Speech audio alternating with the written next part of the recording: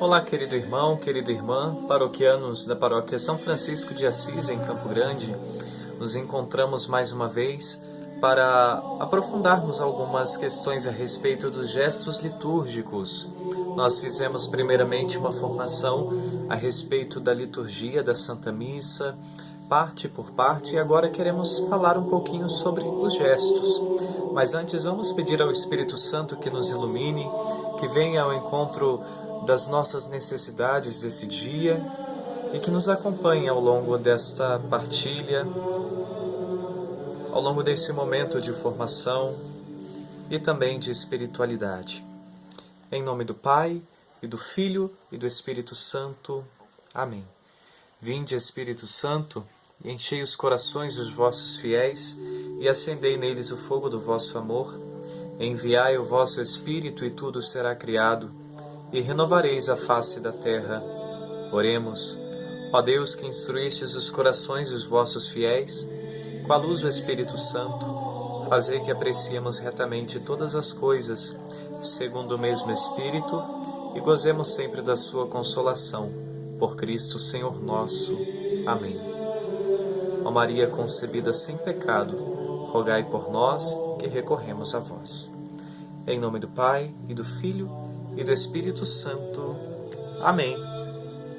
Bom, hoje nós queremos começar falando pelo gesto da genuflexão. Quais momentos nós realizamos esse gesto? Lembrando que a genuflexão é o ato de tocar o solo com o joelho direito, mantendo o esquerdo dobrado, né? Nós encostamos o joelho no chão, fazemos uma genuflexão, né? Vamos até o chão, encostamos o joelho direito e nos erguemos novamente. Esse gesto é um gesto de adoração, né? Então sempre se faz diante do Santíssimo Sacramento.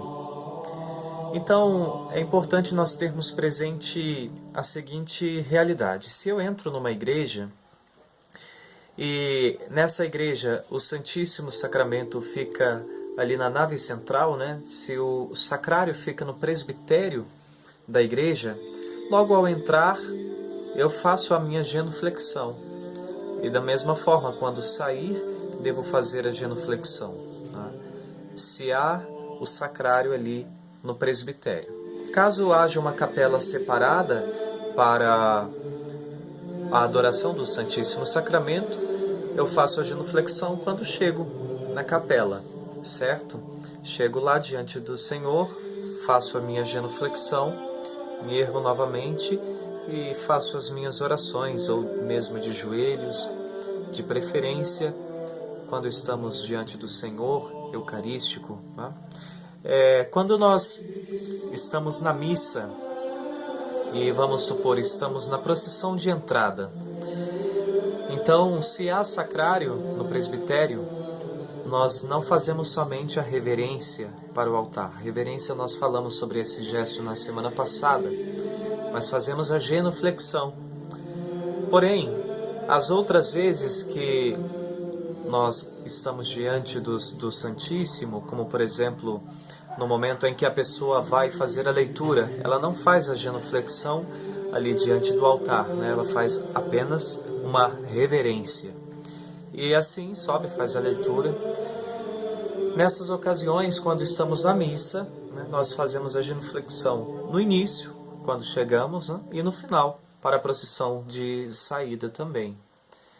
É um gesto que, zelando pelo decoro da celebração litúrgica, nos leva também à piedade, nos leva à oração. Outra realidade que nós encontramos também na Santa Missa, o ato de caminhar, as procissões, tá? Procissões de entrada, procissão de saída, tudo tem procissão, né?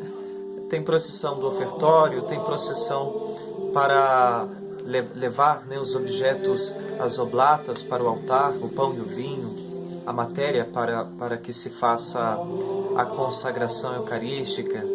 Então, essa realidade de caminhar, de peregrinar, nos remete à nossa própria realidade nessa vida.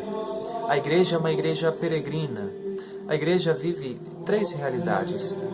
Nós somos a igreja militante, aqueles que ainda estamos aqui na terra, né? Sabendo da realidade também da igreja triunfante, que já goza da realidade celeste, que são os santos de Deus, todos os que já estão na glória, e também a igreja padecente, que são os nossos irmãos, os fiéis que se encontram no estado de purgatório, né? Então, nós somos a igreja militante que peregrina, que caminha.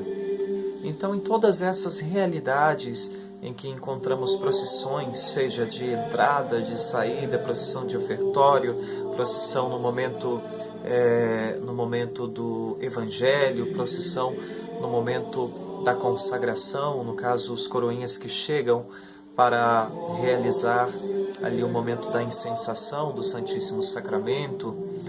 Então, tudo isso quer nos dizer uma única coisa: nós somos peregrinos, estamos a caminho. A nossa pátria não é aqui. Nós estamos a caminho de uma pátria definitiva.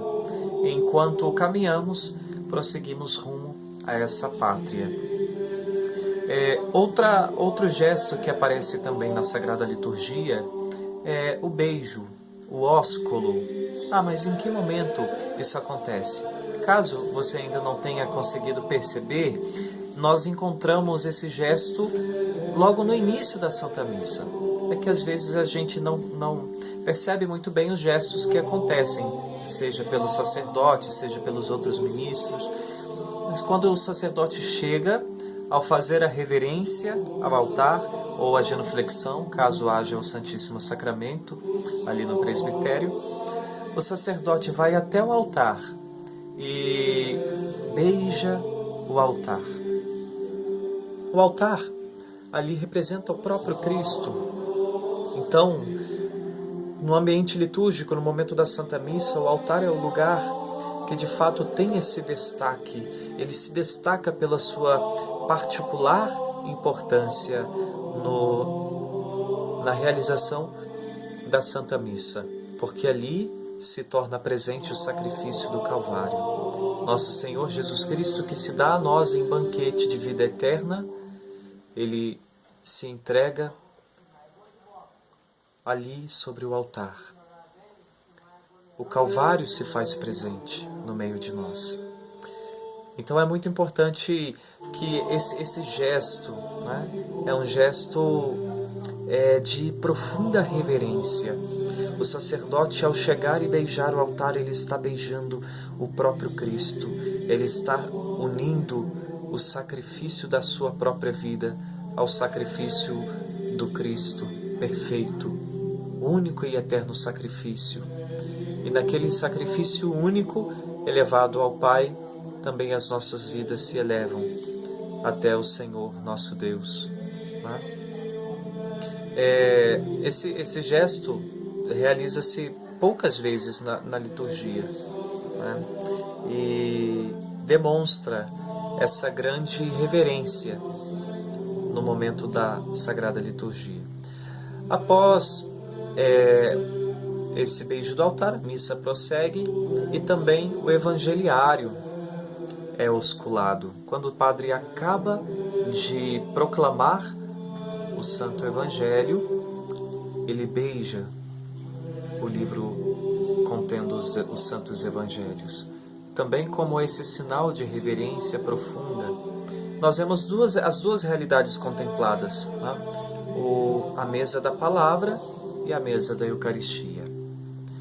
Também outro gesto importante, uma ação até que nós encontramos na Santa Liturgia é o ato de incensar.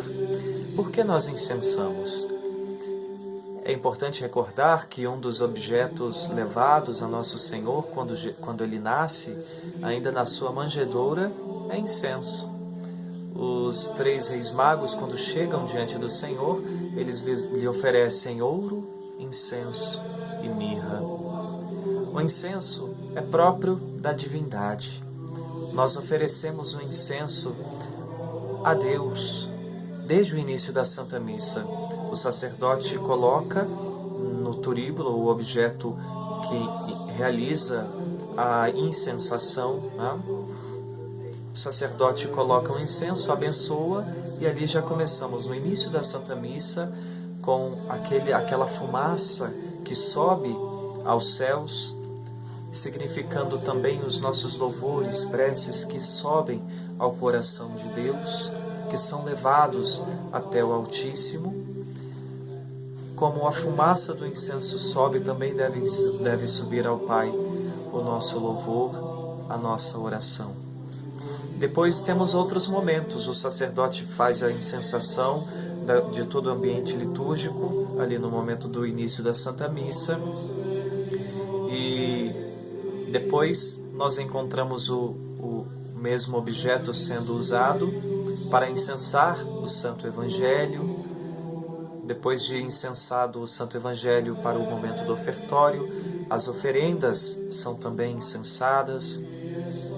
E depois o povo também é incensado, o sacerdote, o povo, se tiverem outros sacerdotes, se tiver bispo, incensa-se o bispo, incensam-se os sacerdotes e depois o povo, significando justamente essa presença de Deus que está em toda a realidade que nós estamos celebrando. Está na pessoa do ministro, está sobre o altar, nosso Senhor Jesus Cristo se fará presente sobre o altar, está também na Assembleia reunida como povo orante, corpo de Cristo, corpo místico de Cristo que se reúne em Assembleia para orar.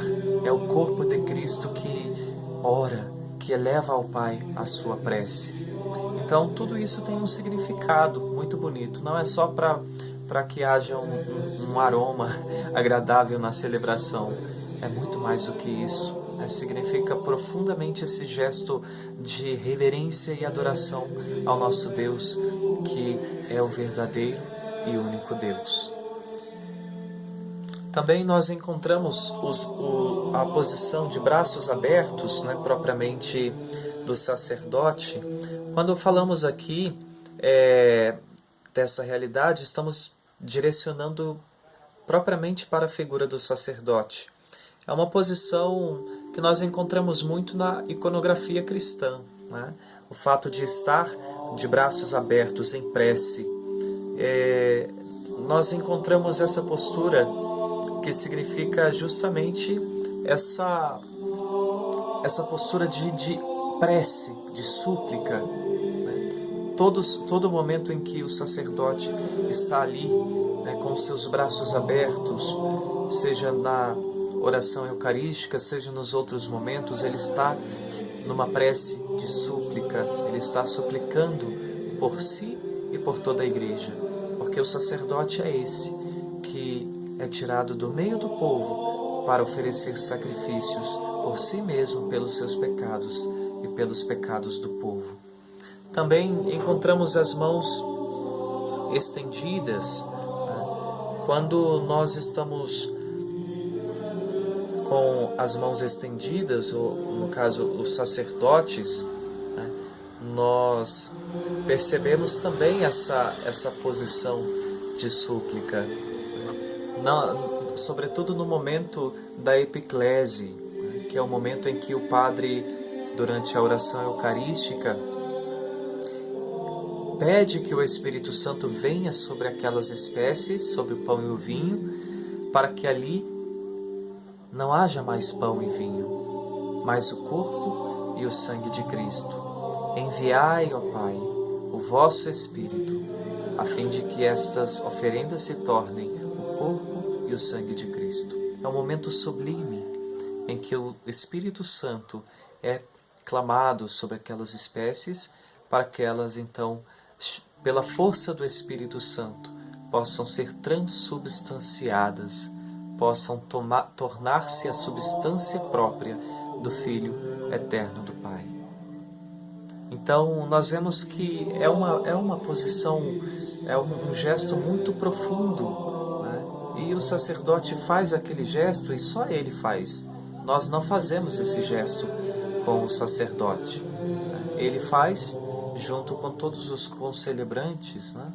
Pelo menos nós vemos dessa forma o sacerdote clamar pelo Espírito para que ali, sobre aquelas ofertas, seja derramado a fim de que se torne o corpo e o sangue do Senhor. Queridos irmãos, nós prosseguimos na próxima semana com mais alguns gestos litúrgicos e vamos aprofundando esse tema para que também estejamos mais atentos a tudo o que está acontecendo na celebração e assim possamos melhor participar e dar mais glória a Deus com a nossa participação, com a nossa vida. Em nome do Pai, e do Filho, e do Espírito Santo. Amém. Deus abençoe você e a sua família, um ótimo domingo e uma excelente semana.